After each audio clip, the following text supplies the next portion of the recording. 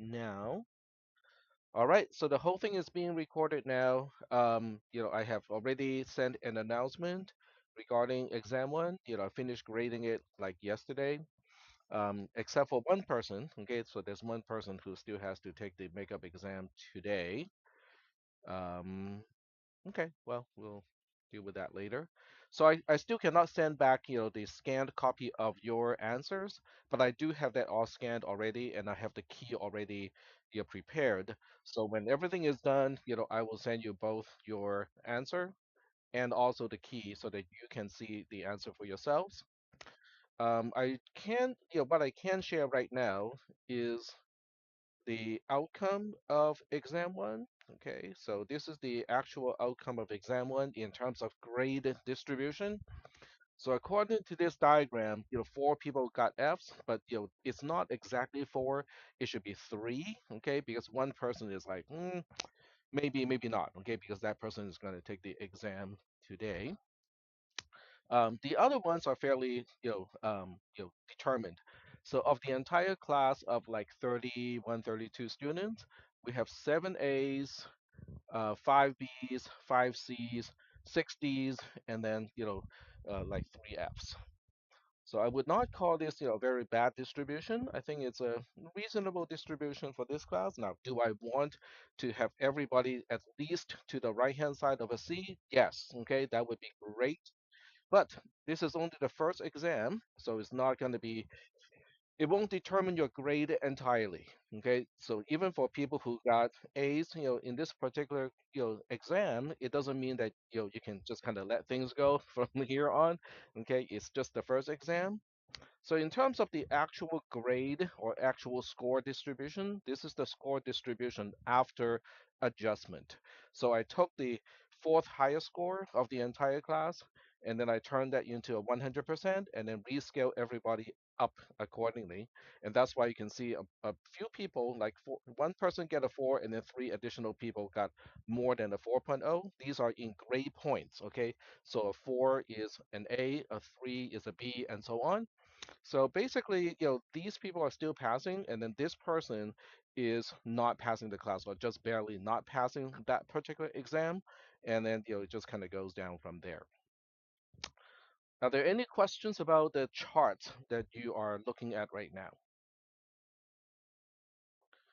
Your actual score is in your grade book already. Okay, so if you go to Canvas and check, you would see your actual grade, which is after the adjustment. Um, but I cannot send you the key yet, okay, because there's still one more person who has to take the exam. All right. Any questions regarding exam one?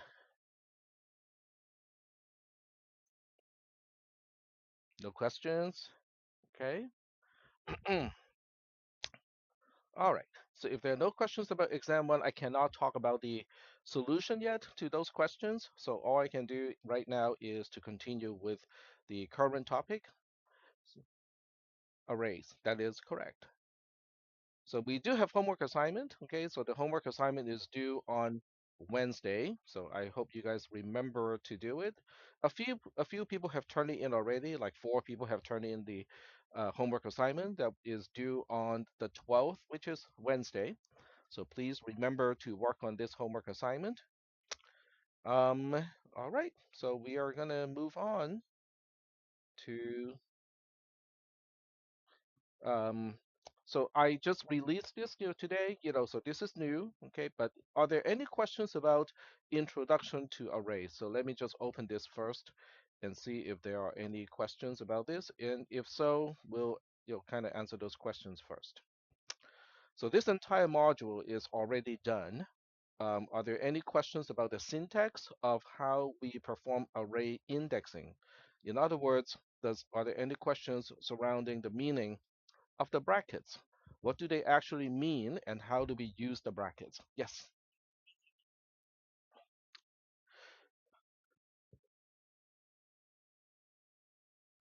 the I is the index, correct.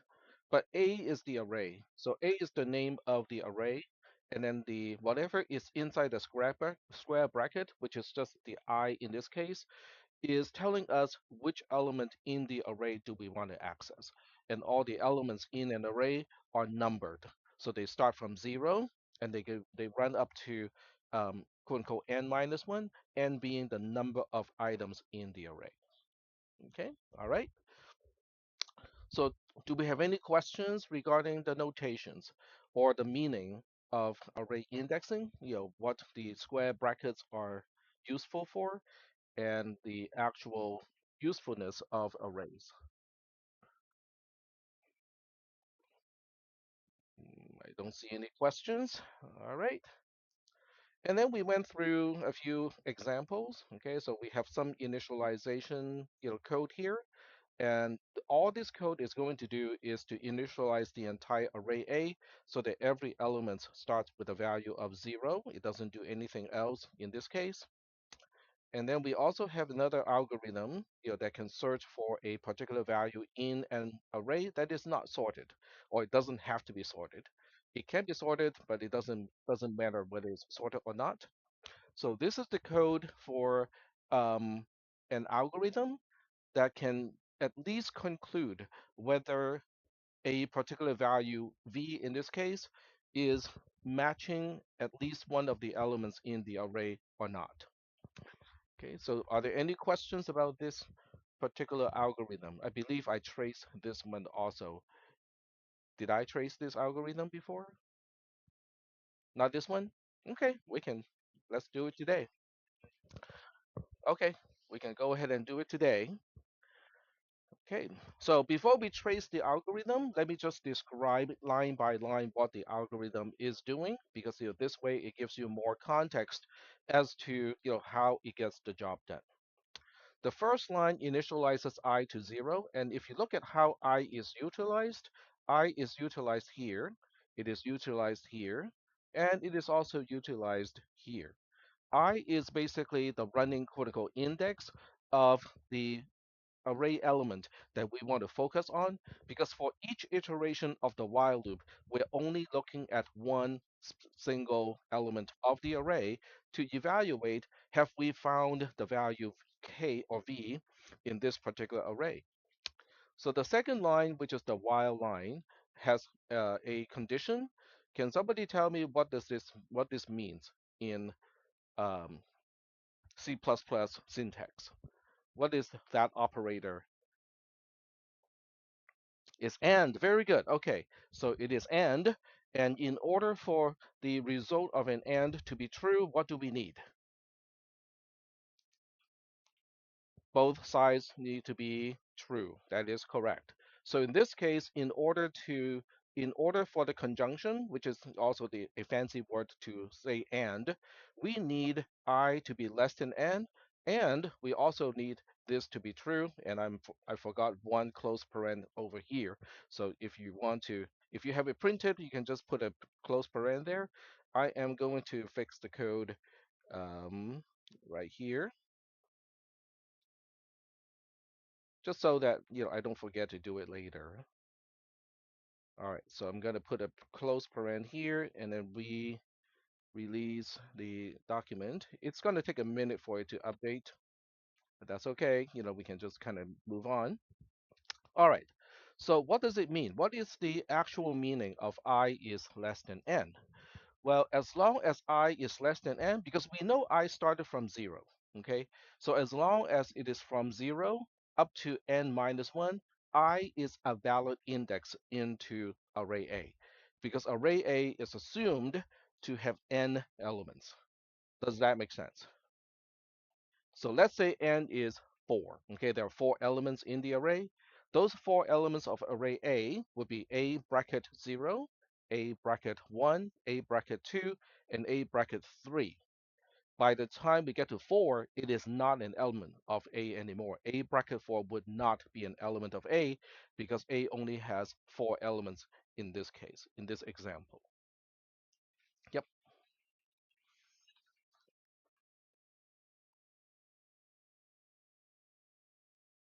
it has to be given. No, it has to be given. In C++, there is no way to query an array and ask, oh, how many elements do you have? So there's no way you can query an array to know the number of elements in the array at runtime or when the program is running. So that has to be given to you.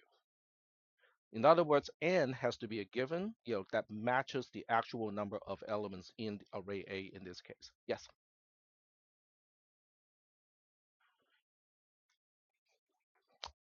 So in this class, okay, because I'm always going to give you um, the entire precondition. So I'm going to give you a precondition that is consistent.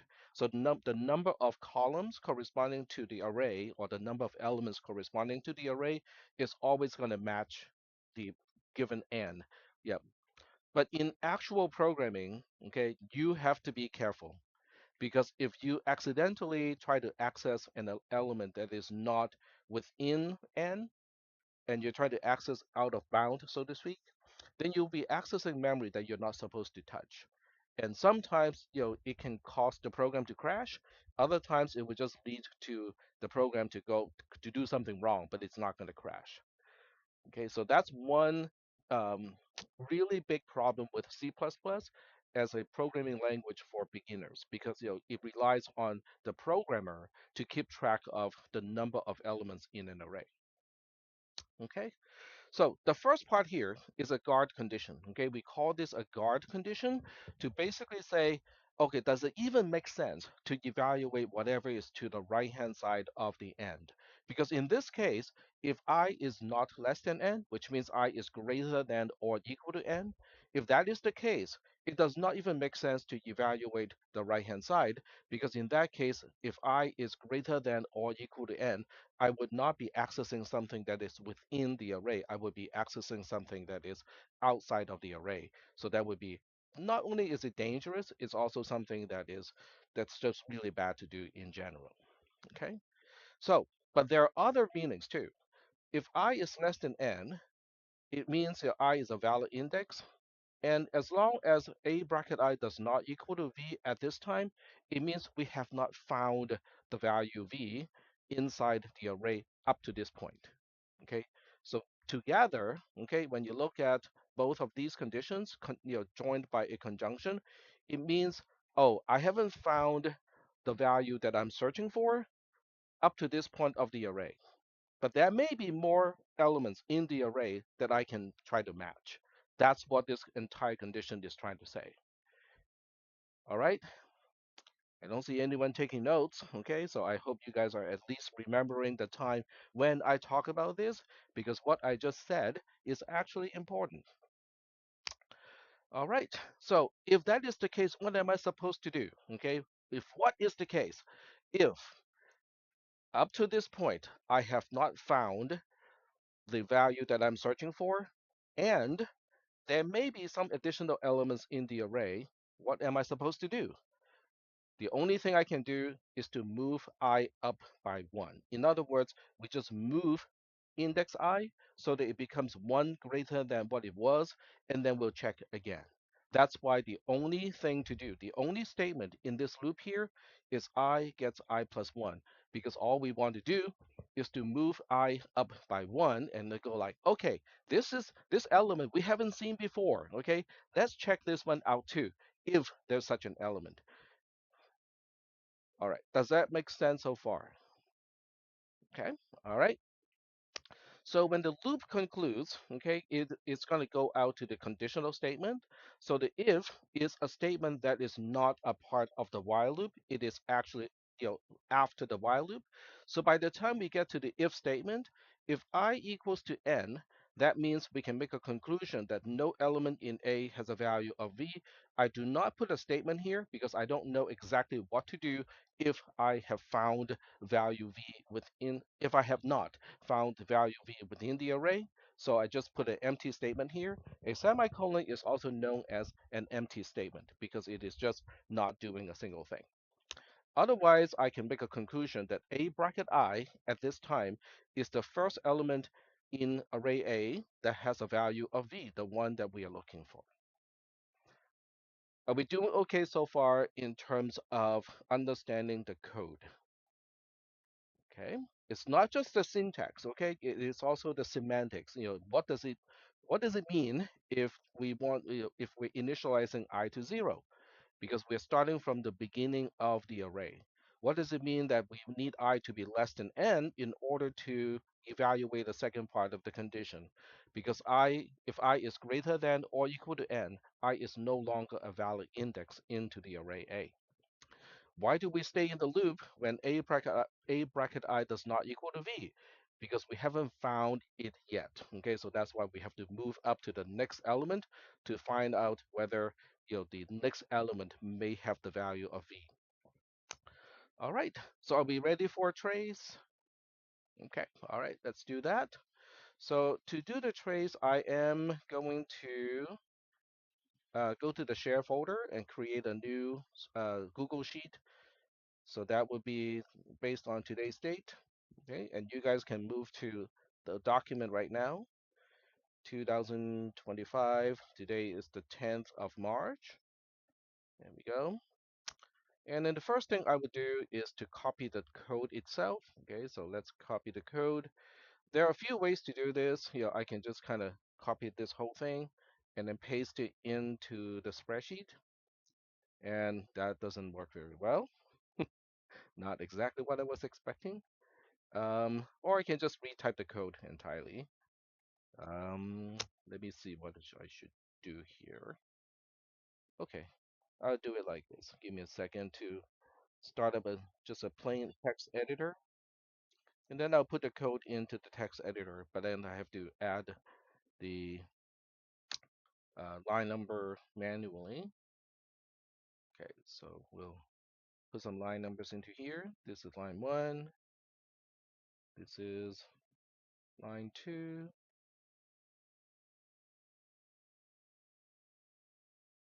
line 3, line 4. And I call this line 5. It doesn't really do anything, but it is important in the sense that if I end up on line 5, it is because I have made a conclusion that the value v, which I'm trying to look for, is not in the array. So this is going to be line 6. Okay. All right. So that's the code, and I would use the spreadsheet for the trace.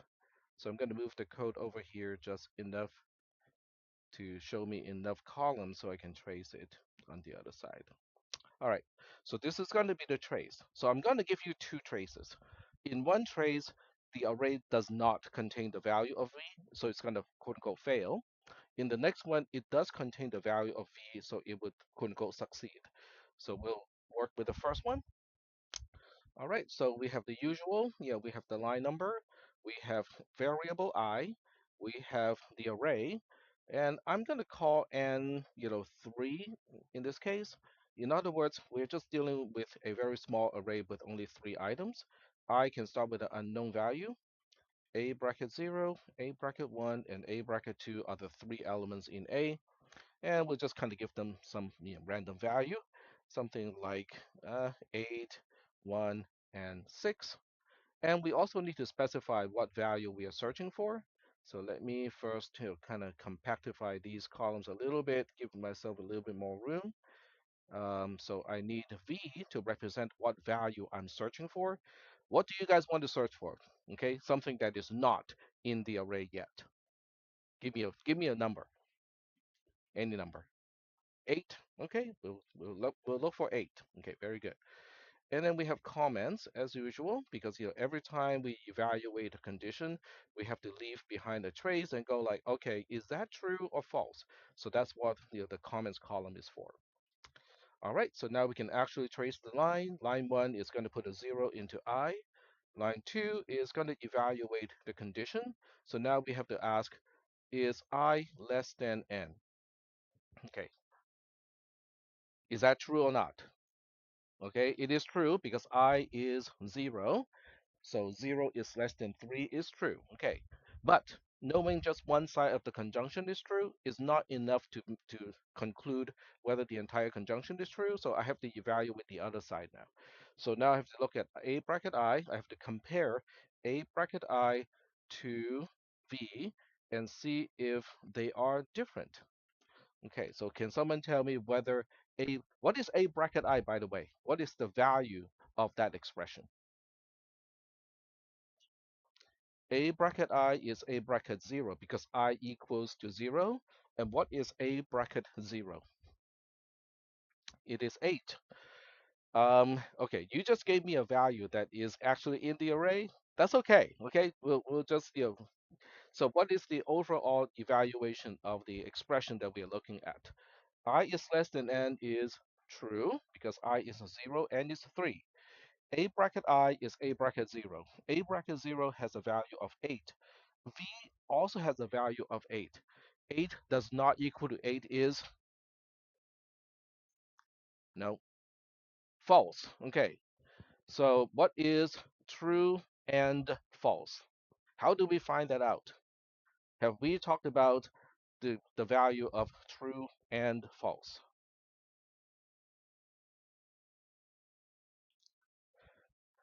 When did we talk about that?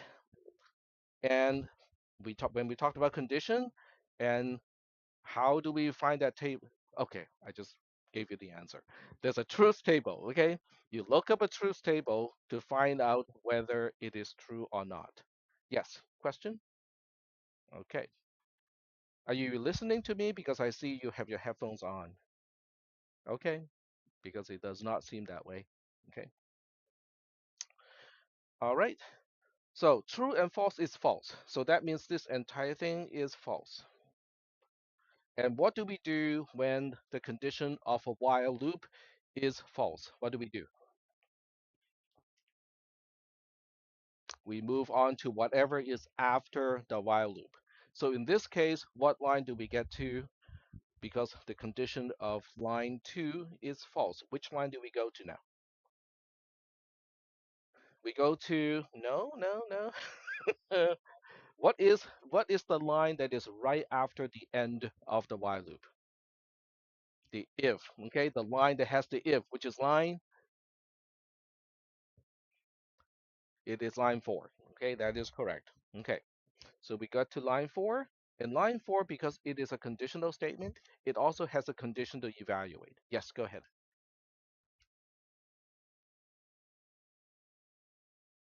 Nope, nope, because C does not care about indentation. Indentation is entirely for your eyes only.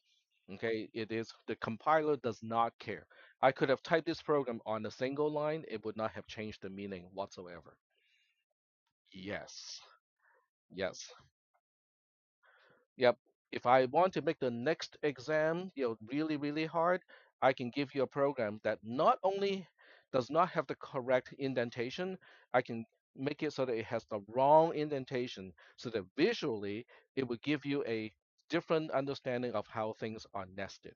That would be a more difficult test because now you really have to rely on BNF to parse the program to understand which part is a subpart of which other part. Okay, so normally I give you the correct indentation. Like in this case, this is the correct indentation. So because the if on line 4 is at the same indentation as the while of line 2, that means they are peers. After the while loop, we have the conditional statement, we have the if statement. They are not, one is not nested within the other one. Okay. So on line 4, we have a condition to evaluate. Can somebody tell me whether I equals to n is true or not? It is also false, which means where do we go? We go to the else, and that would be line 6. That is correct. So we get to line 6, and line 6 really doesn't do anything other than, oh, we conclude that A bracket I is the first element in the array A that has the value of V. But is that correct? Is A bracket I, which is A bracket 0, the first element of array A that contains the value of V? Is that correct? Just just look at it. Okay, this is A bracket 0. It has a value of 8. It has the next one has a value of 1. The next one has a value of 6. Would you not agree that A bracket 0 is really the first element of array A that has the value that V so happens to have, which is 8? All right. Okay, so that's one trace. Okay, we'll move on to the next one. So I am going to do the lazy thing and just gonna change, duplicate the entire sheet and change a few things. So we're gonna rename this one as, sheet two, in which we will try to find something that is not in the array. Okay, let's go for seven. Okay, and this time we're gonna have to kind of reset a few things. Okay, the first one, line one, we can let it stay because it doesn't depend on the value of array A or V. So now we go to line two, and we are going to evaluate the condition of line two again. I is less than n. Is that true or not? I is 0, n is 3, 0 is less than 3 is true. Okay, well, if it is true, then we have to evaluate the right-hand side of the conjunction. And is that true or not? Well, let's check it out. Let's check out what it's trying to find out. We are trying to see if the value of a bracket I is different from the value of v. So what is a bracket I? What is I first? I 0. So a bracket I refers to a bracket 0, and a bracket 0 has a value of 8. That has not changed from the previous trace. But what I have changed is the value of b. So now we are saying 8 does not equal to 7. Is that true or not? It is also true. So what is true and true? True and true is true. Very good. So the whole thing is true. And what do we do when the condition of a while loop is true?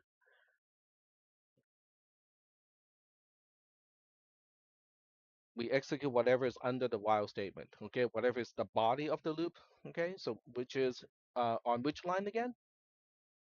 We go to line three, okay? And line three doesn't do anything fancy. All it does is to add one to I, so I goes from 0 to 1. And then what do we do? Yes.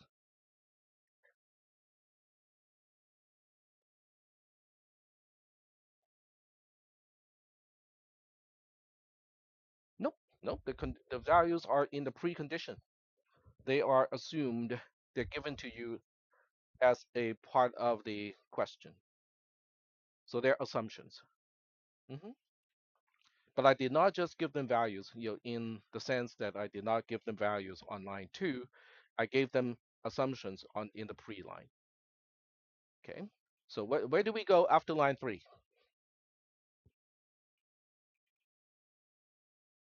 We do not go to line four.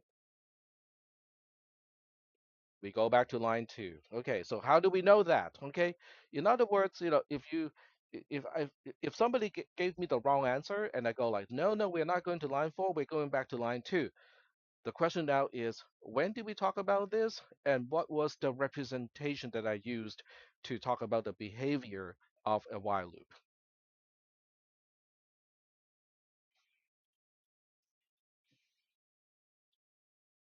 Okay, so to the people who answered 4, okay, now we know that the correct answer is 2, but how do we know it is supposed to be 2 instead of 4?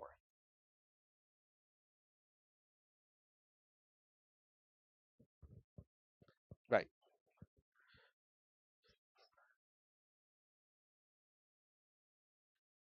yes, but there was one way to represent the logic that I used that I have never used again, that will tell you what to do when the body of the loop has concluded, and then what do we need to do next. It's called a, go ahead,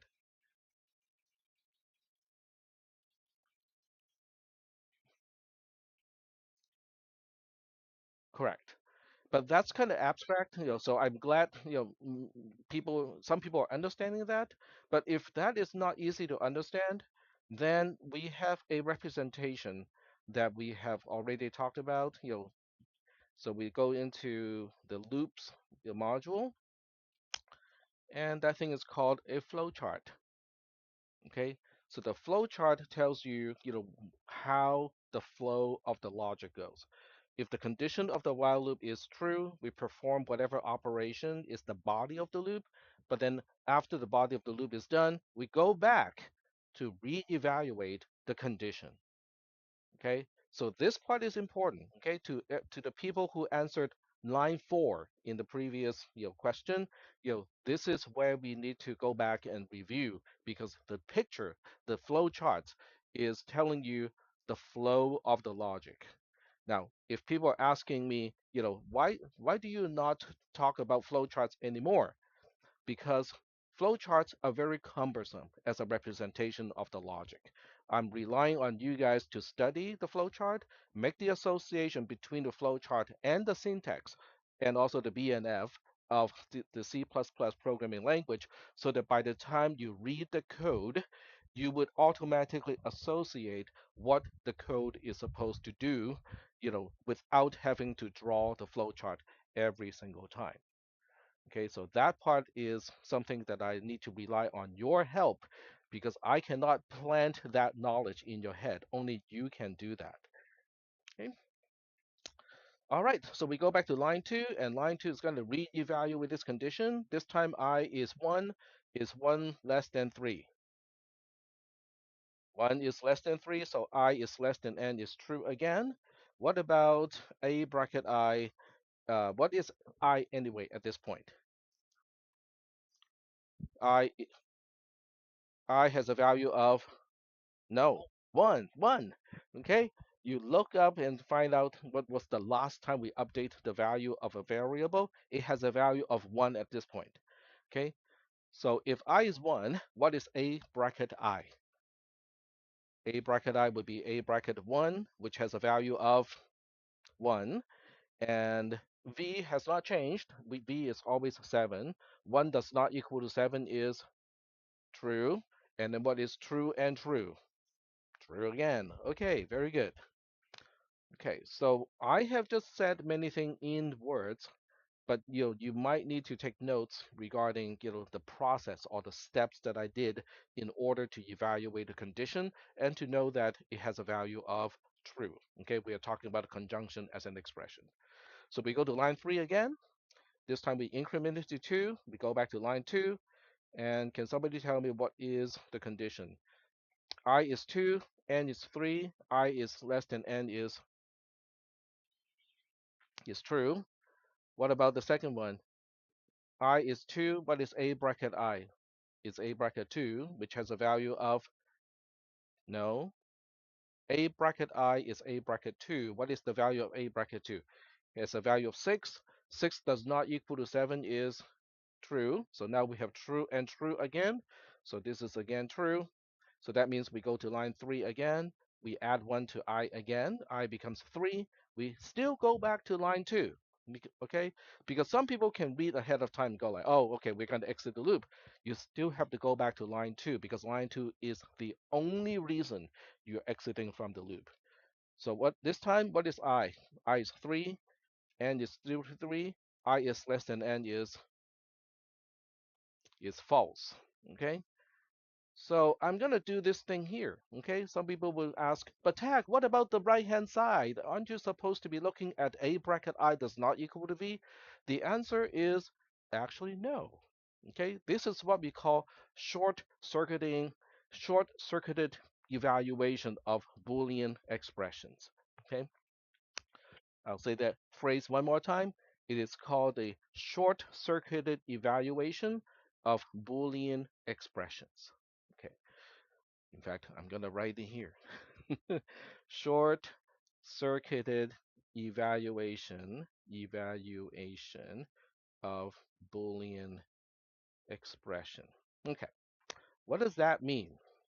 It means if one side of the expression is enough to make a conclusion for the entire expression, I would just stop and be lazy and not to finish the entire expression. So let me kind of point out why I can do this. The entire expression is this, okay? But if the left-hand side is already false, look up the truth table. If the left-hand side is already false, is it possible for the conjunction to become true?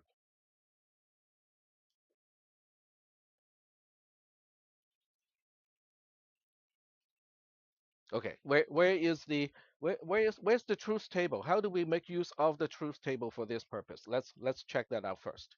So the truth table is in conditions and conditional statement. Okay, so we're going to open up yet another tab here, and then we go to logical operators, and then oh, okay, that's not it. Logical operators, there we go. So we look at conjunction, and we look at the truth table here. We know that in this context, we know x, which is representing the left-hand side, is already false. Is it possible for the entire condition to be true when the left-hand side is already false? The answer is no. Okay, so that means if I already know that x is false, I don't care what y is because I already know the conclusion is the conjunction itself has to be false. That is what allows me to perform short-circuited Boolean evaluation. Okay, so do we have any questions about the logic behind why I can shortcut the whole thing? No questions? Okay. So you might say, oh, Tech, you're just being lazy. Okay, the compiler does not have to be lazy. The programming language does not have to be lazy. The computer does not have to be lazy. Well, this is actually a part of the C++ specification. Short-circuited Boolean evaluation is a part of the language specification, which means every implementation of C++ is going to do this. In fact, we are relying on this in order to go like, oh, if I is not less than n, I really should not be looking at a bracket I because there's no a bracket I in this case. Is that okay? All right. So this is really a kind of important concept, even though it does not look like that. And it is the concepts that are kind of like, it doesn't look like very important, but it's really important that are really crucial. Okay, so I'm going to put a highlight here. So I'm going to highlight this entire cell just so that I can remind you that this is actually kind of important. So I want to do let's see, where do I control the coloring? There we go. So I'm going to put a color here, okay, make it a little wider so that it covers the entire text because it is actually kind of important, okay? I want you guys to remember, oh, okay, so that's why we are not evaluating the right-hand side. But nonetheless, we are exiting the loop. So if the condition of a while loop is false, where do we go in this case? Which line do we go? Okay, let me draw this back here, okay? There we go. We go to line 4, okay? We go to line 4, which is after the while loop. And it has its own condition to evaluate, which is I equals to n. Okay, so if, what about the value of I equals to n? Is it true or not? It is true because I has a value of 3, n also has a value of 3, so I equals n is true, which means where do we go next? Line 5, because line 5 is the then statement of a conditional statement. And obviously, in this case, it doesn't do anything really useful other than making a conclusion. Conclude that a bracket I is, okay, I should say the V does not match. Okay, how about this? Does not match any element in A. And that's the conclusion. And let me just go to post. I forgot to do that in the previous sheet. Okay, post like so. All right. So are we doing okay so far with these two traces? Because these two traces illustrates what happens when the element that what the value that we are looking for is matching one of the elements in the array, and what if it does not? Okay, are we doing okay so far with this code? Yes, go ahead. hmm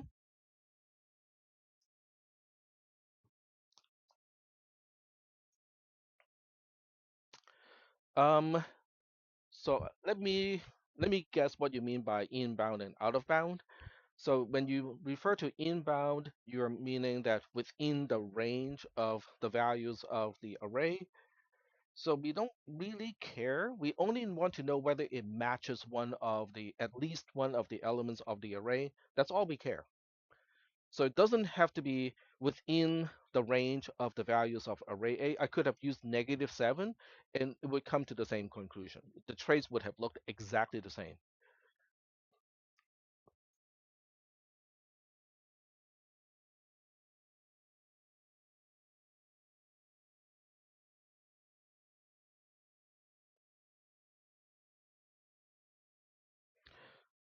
Um, so that's a good question.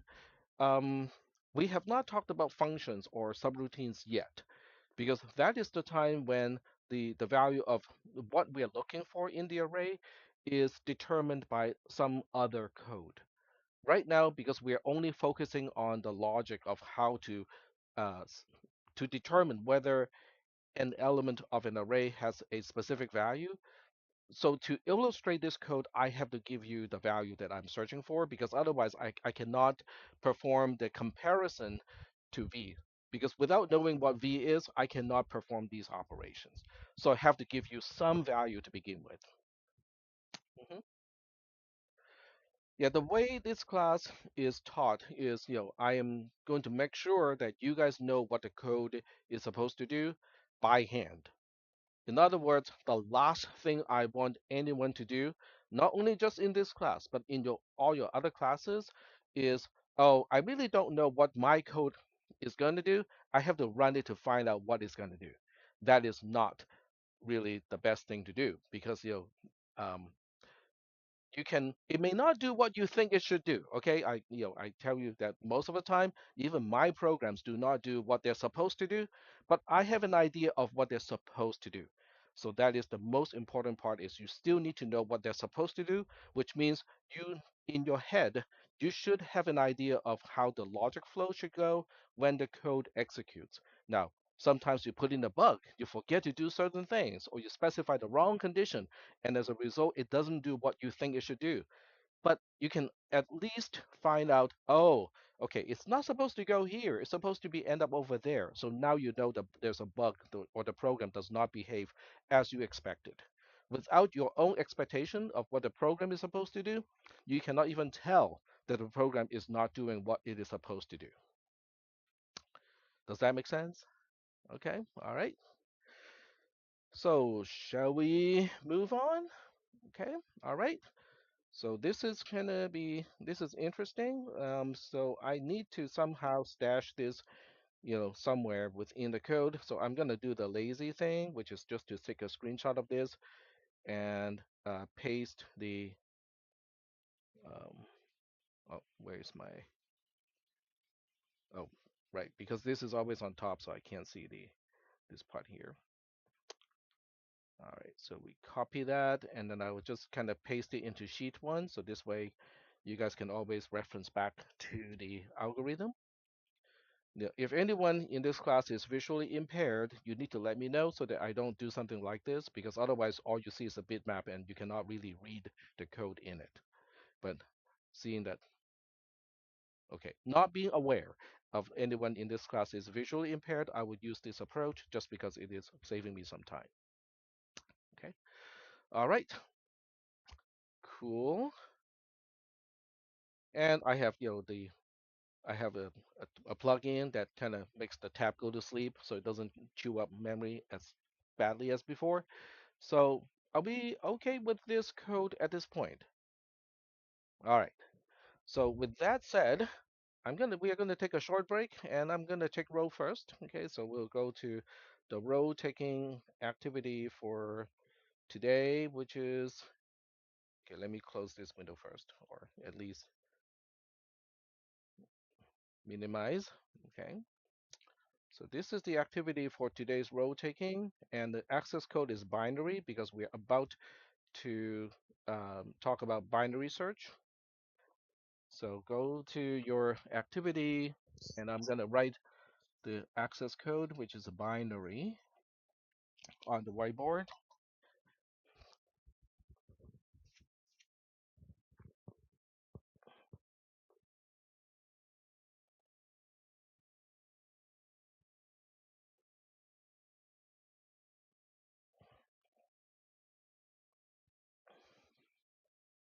Can you see it? Oh, Yeah, you have to refresh it. Can you see it now? Okay.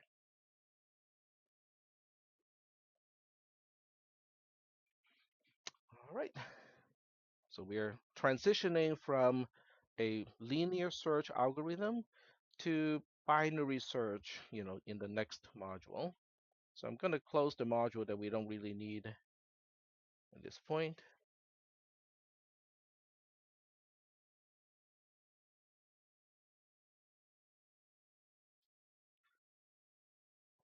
So are there any questions regarding how I reference back to the previous modules to illustrate, how you can find the answer to some of the questions that I was asking in class? Okay, all right. All right. So with all, ooh, okay. I think I might have accidentally closed this one too. Ah, shoot, I did. All right, let me go back into it. Wrong class. So let me go back to CISP 300.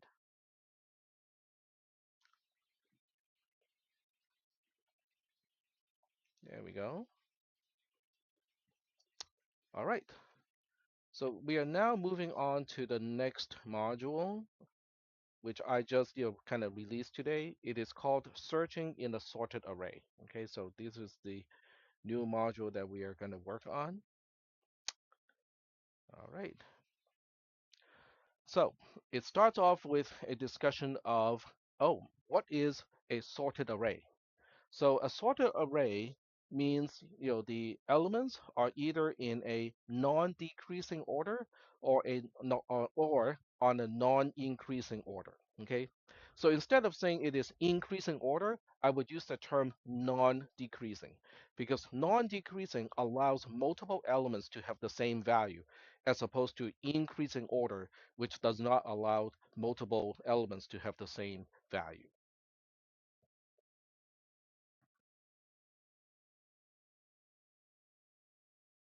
Correct. So let me illustrate, with an example. Okay, let me go back to the mouse pad here. Okay, so I would use, okay, let me put this out of the view first. Okay, so this way, it's clean. So 1, 2, 3, 4 is a increasing order. 1, 2, 2, 3 is a non-decreasing order. You cannot say 1, 2, 2, 3 is in an increasing order because 2 and 2 are the same. It is not increasing. You can only say that 1, 2, 2, 3 is in a non-decreasing order. Everything that is after the previous item is at least as large as the previous item. Is that okay? So I know it sounds like I'm kind of like splitting hair, okay? I'm just nitpicking words and so on and so forth. But you know what? In computer science and programming, nitpicking and splitting hair and being exact is actually important. Okay? So that's why, it might sound to some people that I'm nitpicking, I'm just, splitting hair, but that's actually what we do in programming is splitting hair. Okay? All right. So now the question is, how is that going to be quicker? So we'll take a look at this code here. Okay, this is the code that we are looking at, and in fact, the example that we saw earlier is going to be a good example. Well, maybe not. We'll take a look at this. Okay, so we'll take a look at this program first, and then I'll give you a run of the code so that we can understand what it actually do. So this code here does not do any search. All it does is to confirm one way or another whether an array is even sorted in a non-decreasing way. Okay? Is that okay? Does everybody understand what this code is attempting to do? All it wants to do, no, it does not sort the array. It's exactly, it just wants to see if the array is sorted in a non-decreasing order. So once again, we're going to run this code. Okay, this is what we do in this class. Is we trace the code by hand. Okay, so we will take a snapshot of this, and this time I can close this screen. There we go.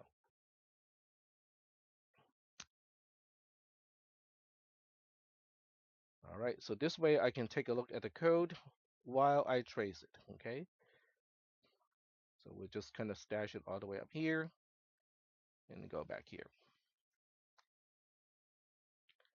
All right, so now we're going to use sheet 3 for the actual trace, okay?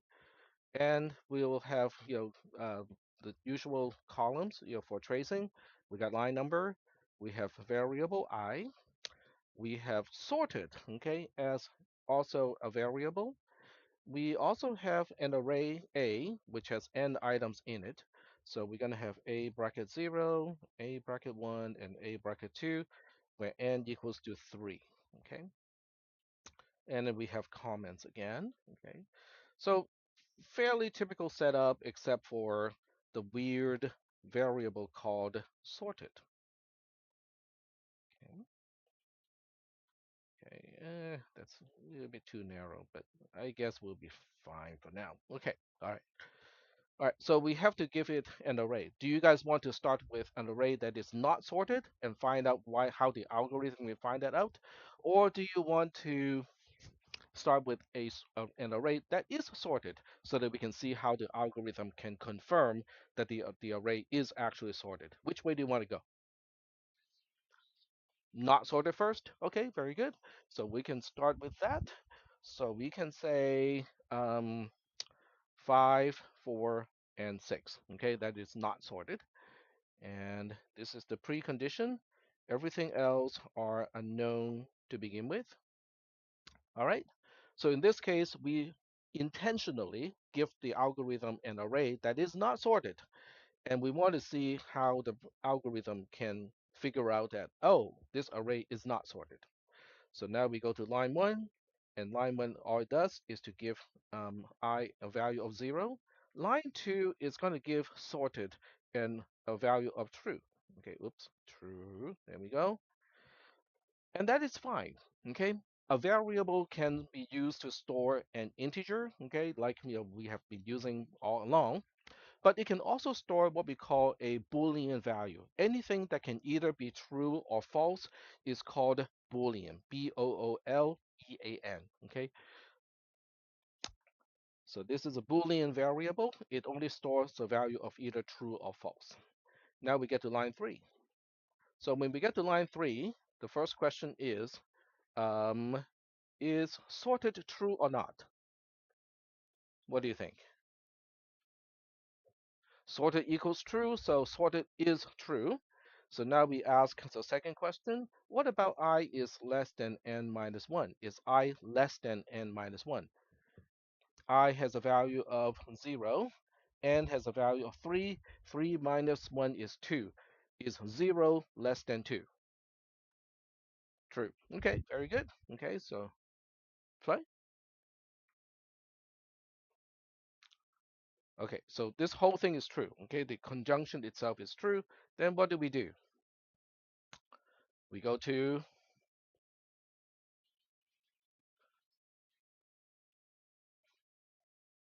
which line do we go to? We go to line 4. Very good. So we go to line 4. So line 4 is also, it looks kind of awkward, okay, because it looks like, hey, can we do something like this? Well, the answer is why not, right? What kind of statement is line 4? In this class, we have only talked about 5 different types of statements. We have assignment statements, where there's a single equal symbol somewhere. There's a left-hand side, there's a right-hand side. We have a block statement, which starts with a brace, ends with a close brace. We have a conditional statement, which starts with an if. Yes, go ahead. Go ahead, please. Is an assignment statement. Okay, that's perfectly fine. Okay, because I don't want to bore the whole class with all 5 types every single time we go like, what is this? Let's go through all 5. Okay, yes, you're correct. This is an assignment statement. So what do we do with an assignment statement? What is the order of operation? Please go ahead. That is correct. Okay, which means we have to first find out what is the value of the right hand side. Okay, so now we look at the right hand side of the expression, and you can tell me what it is. Okay, so the right hand side is this expression here. We start with sorted. Is sorted true or false at this point? It is true. Okay, so we cannot short circuit because you can only short circuit if the left hand side is false. It is true, we cannot short circuit. What about the um, right hand side? We are now comparing a bracket I against a bracket I plus 1. What is I anyway at this point? Look at the trace. What is the value of I? Is a 0. Okay, so a bracket I would refer to a bracket 0, which is 5. And then a bracket I plus 1 would refer to a bracket. What is I plus 1?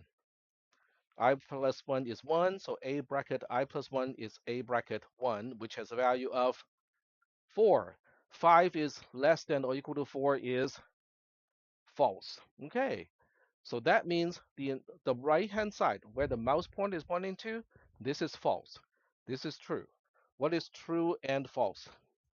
False. Okay, so now we say, okay, the sorted variable is now false. It now stores a value of false.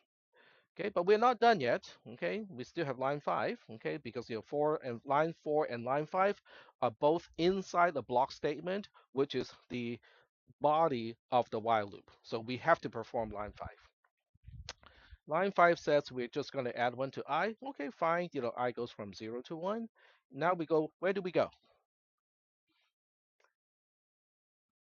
Back to line 3, okay? Because we have to go back and re-evaluate the condition. So this time we're asking the same question. What is sorted? Is it true or false? It is now false. So that's all we need to do because of short-circuited Boolean evaluation. Okay, because I don't care about the right hand side. If the left hand side is already false, there's no way the conjunction can be true. Okay, so I can make a conclusion right now and say, oh, okay, the whole expression on line 3 is actually false. And then where do we go at this point? Post. That is correct. So now the question is the value in the variable sorted reflect the state of the array A, whether it is sorted or not? It says it's not. Is it actually sorted? It's not sorted. Okay, so the algorithm works, right? All right, so if that is the case, we'll take a look at a case where the array is actually sorted and make sure that this algorithm would also do it correctly. Okay, so this would be sheet number 4. And we have to change quite a few things, okay? But the initialization stays the same, so I can kind of let those remain and just have to kind of switch the order between these two. So this can be 4, and we'll just say 446, okay? It is still sorted because remember, we are not checking whether the array is sorted in an increasing order. We just want to know whether it is sorted in a non-decreasing order, okay? 4 is fine. It is not decreasing, so we are good. We should be good. Okay, so I'm skipping line 1 and 2 because it's the same as before. So we get to line 3 again. So on line 3, we're going to evaluate. Okay, first of all, that's sorted on the left-hand side of the conjunction. Sorted is true. Okay, the variable sorted has a value of true. So we know the left-hand side of this conjunction is true. So we now have to evaluate the right-hand side. I has a value of 0. 0 is less than 2 because n is 3. 3 minus 1 is 2. That's also true. So the whole thing is true. So that means now we move on to line 4. So line 4 is going to update the value of sorted. So we first evaluate the left-hand side. Sorted itself is true. Okay, we cannot short circuit because you can only short circuit when the left-hand side of a conjunction is false. But since the left-hand side of the conjunction is actually true, we cannot short circuit. So now we have to look at the right-hand side. The right-hand side, which two elements are we comparing? Which two elements are we comparing on the right-hand side of the conjunction of line 4? You can name the column because the spreadsheet has columns, so you can identify which two columns are we comparing? It would be column. Columns are letters, right? Column D and, because we're comparing two columns, D and E. That is correct. We're comparing D and E. Are they less? Is column D less than or equal to column E? Yes. Okay. So we have true and true again. So that means the value remains as true. Then we go to line 5. We add 1 to I. I goes from 0 to 1. Then we go back to line 3. Okay.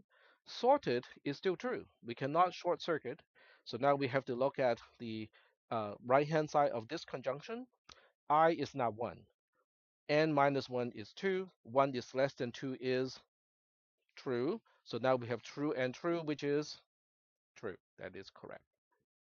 All right, cool. Now we go to line 4 again. But this time when we get to line 4, oh, this is true, not true. Just one U, two U's, one U and E. Okay, so we get back onto line 4. So now we evaluate the condition on the right-hand side of the equal symbol on line 4. Sorted is true. And then which two columns are we comparing this time? E and F. That is correct because I is 1. So that means A bracket I is A bracket 1, which is column E. I plus 1 is 1 plus 1 because I equals to 1. 1 plus 1 is 2. So A bracket I plus 1 refers to A bracket 2, which is column F. So now we compare column E versus column F. Is 4 less than or equal to 6 true or false? It's also true. So now we have true and true again, which is also true. So that means sorted is also updated to quote unquote true. Even though it had that value before, it is still quote unquote updated. So we go to line 5. I is now incremented from 1 to 2. Then we go back to line 3 again. So we go like, okay, sorted is true. Okay, we cannot short circuit. But what about I is less than n minus 1? I is now 2, n minus 1 is 2 as well. So is 2 less than 2? 2 is less than 2 is false. Okay, so now we have true and false, which means the entire thing is false. That is correct. So now we are done with the loop. There's nothing after the loop, so we go straight to post. So once again, I'm asking you the question. Is the value of the variable sorted reflecting whether the array is sorted in a non-decreasing manner? Is the algorithm correct? It is. Okay, very good. So that's how we trace an algorithm. I just want to kind of do this kind of, I mean, this is all we're going to do in this entire semester. Yes.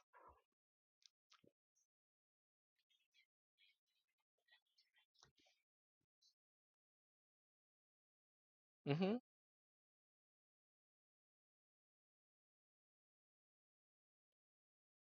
Mm-hmm. Yes. Because every time you go through an assignment statement, you still need to leave behind the update, just so that we know that yes, I remember to update. It just so happens to be the same as what it already has. Yep. hmm That's a good question. Very good. All right. So so now we understand what is sorted. Okay. What does it mean for an array to be sorted in a non-decreasing manner? This is what we mean by that. Okay. I'm illustrating that by using code. So now we can go back to the module. And of course, it has been suspended because I haven't touched it for too long. So now we go through the linear search algorithm. In other words, the algorithm that we just looked at, okay, which is something that we looked at before. Okay, let me go back to the trace, to show you what I mean by that. We are now going back to this algorithm here.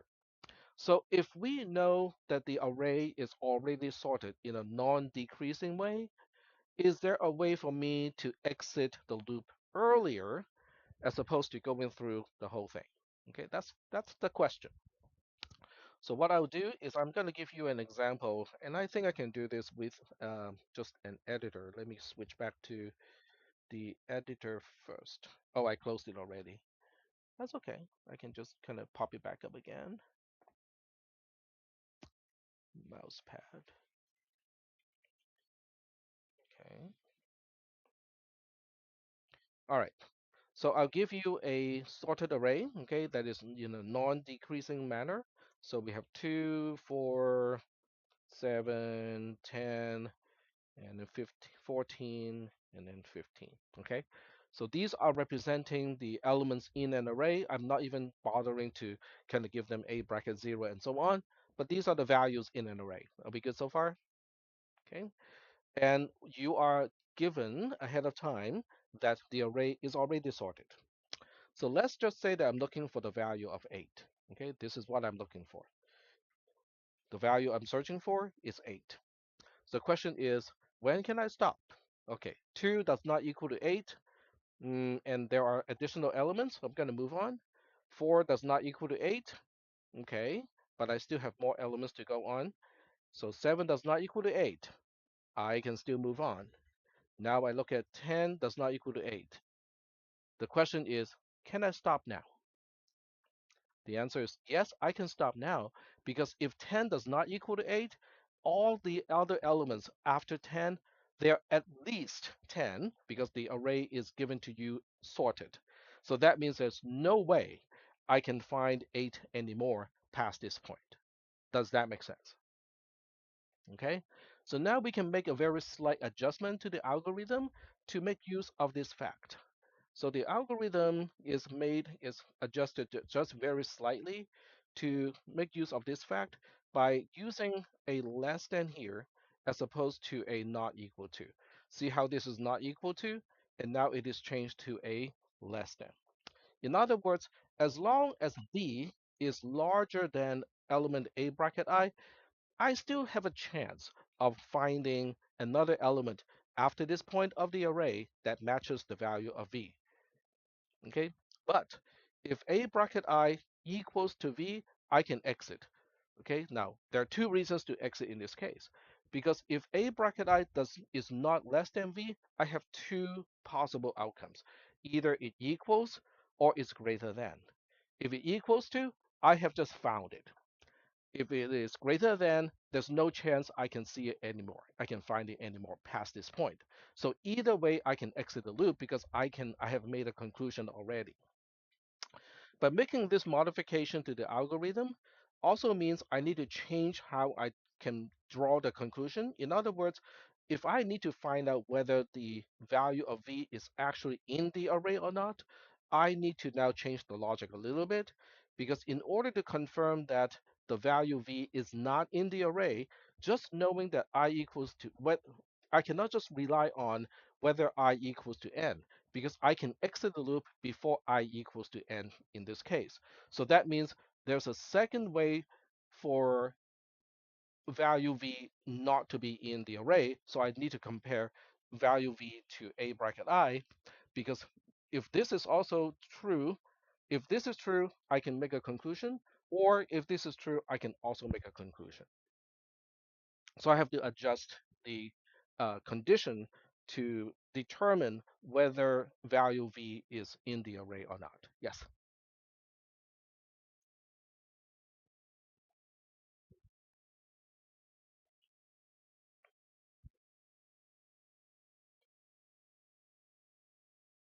hmm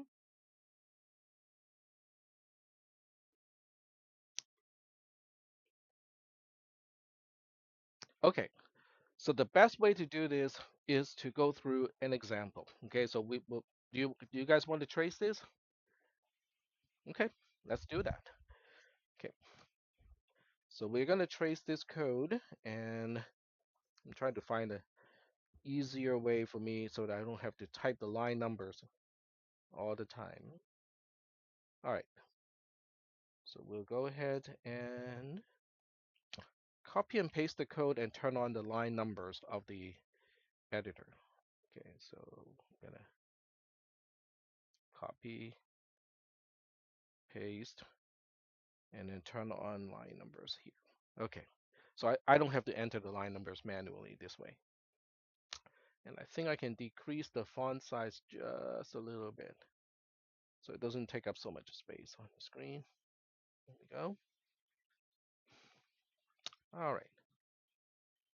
So I'm going to stash it over here, make it always visible, so this way I can refer back to it, and then go through the trays in sheet number 5. Okay, so there we go.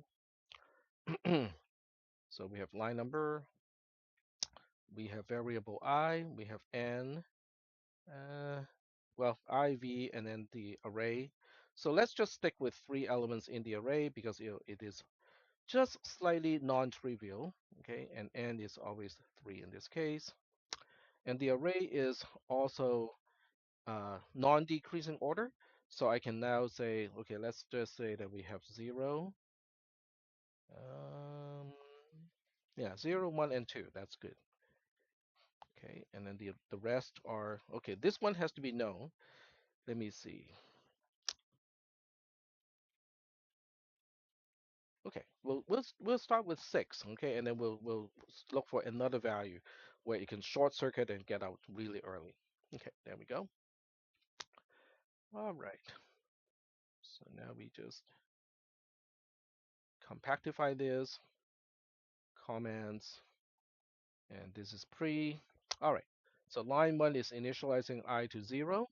Line 2 has to evaluate this condition. So tell me I is less than n. Is that true or false? It is true, okay? So that means with a conjunction, I cannot short circuit. I have to evaluate the right-hand side. How about A bracket I? What is it referring to? A bracket I refers to A bracket 0, which has a value of 0, and V is 6. 0 is less than 6 is also true. So we have true and true.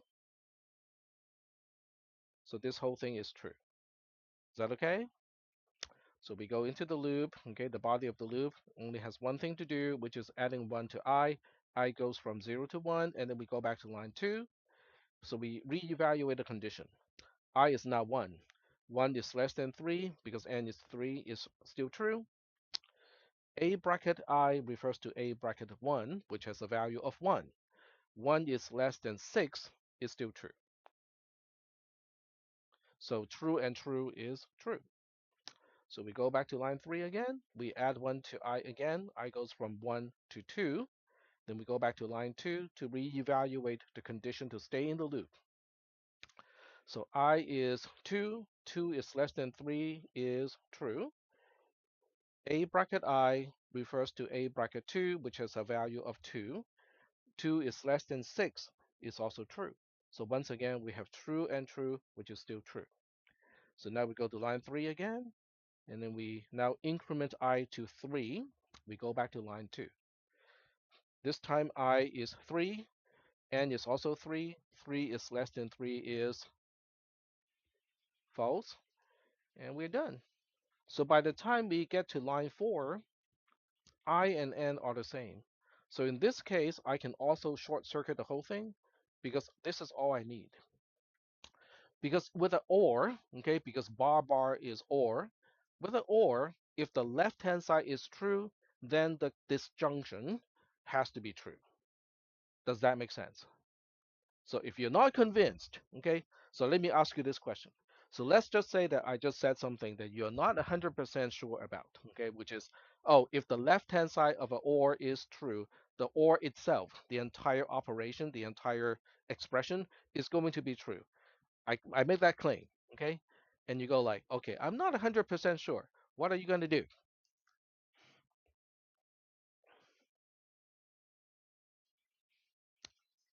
Okay, sure.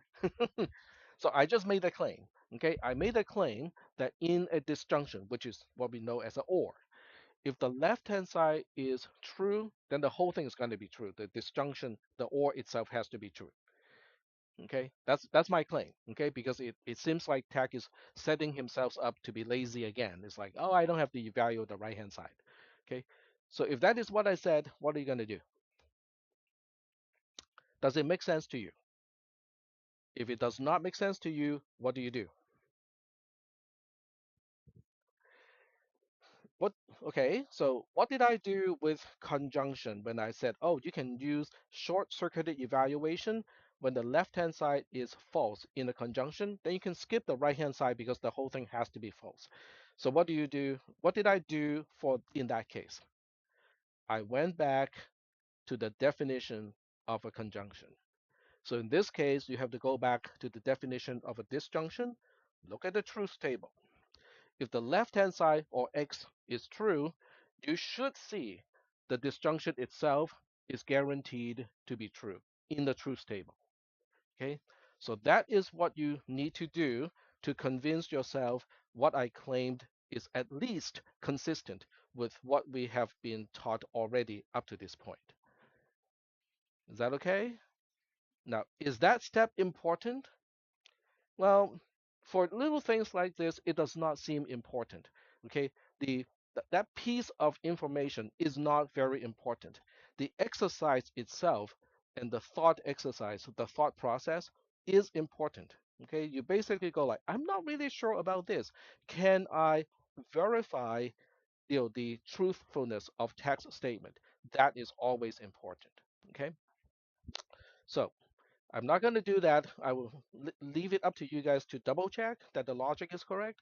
But I can say that if in a or, if the left hand side is true already, I don't have to bother to evaluate the right hand side because the whole thing has to be true. So if this whole thing is true, then I go to line 5. Line 5 really doesn't do much. I mean, all it does is to conclude that no element, no element in A matches the value of V. That's all it does. Okay, it's just a little marker to say what kind of conclusion have we reached. So is that okay so far? We're running out of time or close to running out of time. So what I want you guys to do is to do the following. Okay, so I will make a sheet 6 out of this one. So I'm going to duplicate this one to sheet 6. Okay, rename to sheet 6. Okay. And instead of looking for v equal to 6, I'm just going to look for 1.5. Okay, there we go. Hmm? Say again? What? I'm not sure what you meant. Give it 2? Change v to 2? No, I want it to be 1.5. I want it to be 1.5. There's no need for these values to be integers, okay? So they can be decimal numbers. I want it to be 1.5, okay? So I want you to go through the same trace and see if you can utilize short-circuited evaluation and go like, oh, I don't have to wait to go through the entire array. I can already make a conclusion that this is not going to work. Okay, so I want you to go through this. Okay, let's make it even better. Okay, make this 0.5. Okay, make it a 0.5. I want you to trace this. Okay, there's nothing to turn in. This is not your homework assignment, but this is a practice. Okay, do you think the practice that I suggest you guys to do you think that is important? Okay, very good. So do this, and on Wednesday, I will go over this. Okay, I will trace this in class so that you can see, oh, okay, so there's a slight improvement of efficiency here because we can make a conclusion earlier compared to the previous case. Okay, but this is nothing compared to binary search. Okay, binary search is just magically quick and efficient. All right, so that's the end of the lecture. Yes. Huh? Oh, the code? Yes. So I'm gonna take a snapshot of code. Ah, nope. One more time. Nope. Yeah, yeah. Okay, try one more time. There we go. Give me a second, please. There we go. I'll turn off the recorder first.